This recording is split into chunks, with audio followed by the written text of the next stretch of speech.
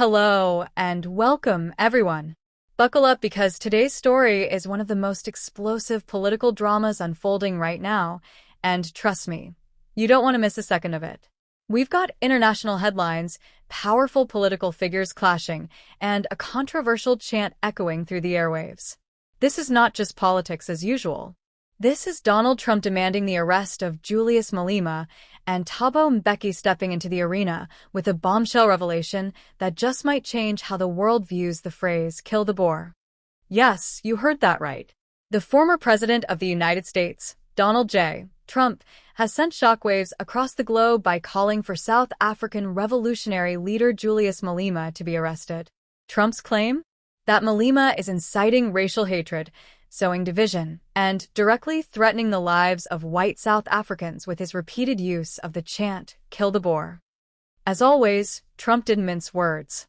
He painted Malema as a dangerous radical, a threat to stability, and an agent of chaos in an already fragile democracy. Now, anyone familiar with Malema knows he's never been the type to retreat or apologize.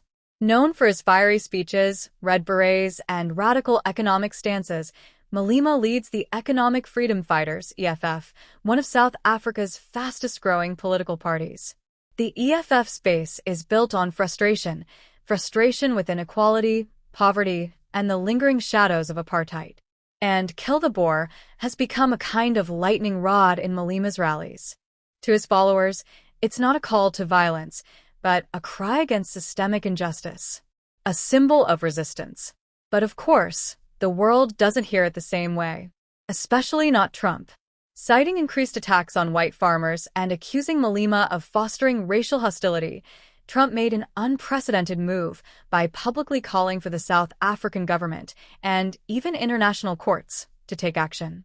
He wants Malema behind bars, and he wants it now. South African media exploded. International observers raised eyebrows. Some were horrified. Others quietly nodded in agreement.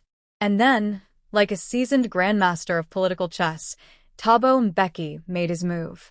The former South African president, a man known for his intellectual depth and diplomatic restraint, broke his silence in a passionate response that left the world stunned. Mbeki didn't just reject Trump's call, he dissected it.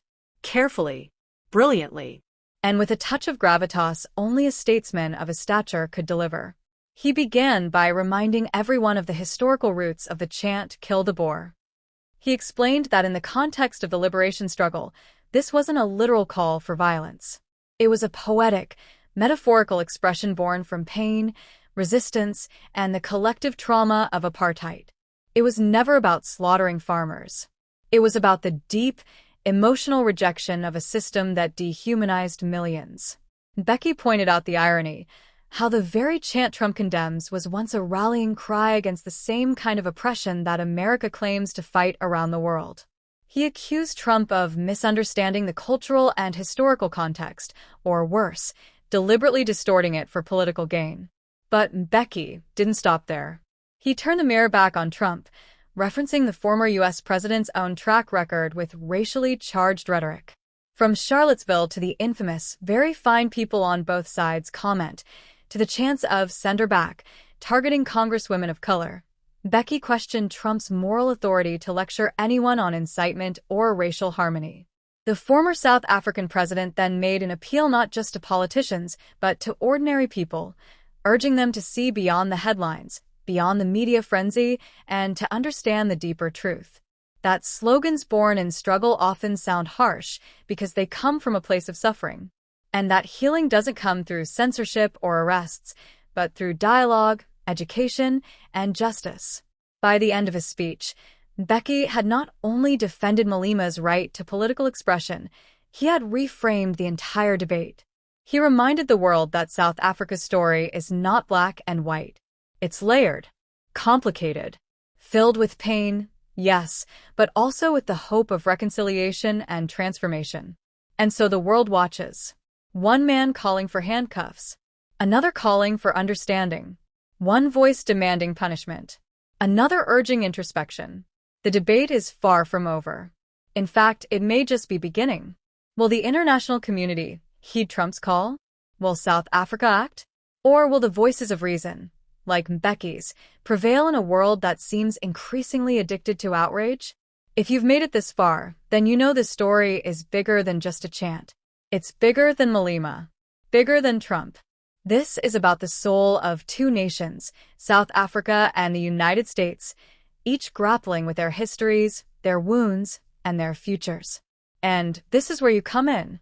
If you care about truth, if you believe in nuance over noise, if you're tired of one-sided narratives and want to dig deeper into stories that shape our world, then don't just watch. Become part of the conversation. Hit that subscribe button right now. Turn on the notification bell so you never miss a single update.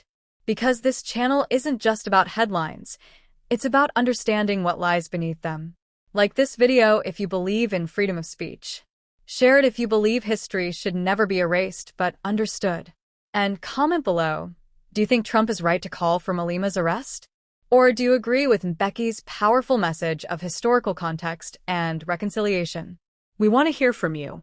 Until next time, stay sharp, stay informed, and never stop questioning the narrative. Because truth matters. And on this channel, we chase it relentlessly. See you in the next one.